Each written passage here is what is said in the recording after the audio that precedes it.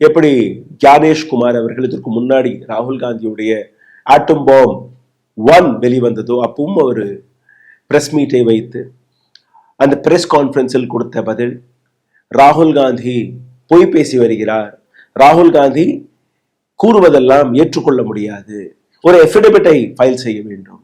இது போன்ற ஏராளமான விஷயங்கள். சிசிடிவி ஃபுட்டேஜா, தாய் தங்கை பெண்களுடைய ஃபுட்டேஜ் எல்லாம் கேட்கிறார்கள், கொடுக்க முடியுமா என்ற ஏராளமான விஷயங்கள். இது பேக்ஃபயர் ஆனது. மீண்டும் ஒரு முறை இப்ப இவர்கள் வந்திருக்கிறார்கள். இதே கேள்வியை தான் எதிர்கட்சி தலைவர்களும் கேட்டார்கள்.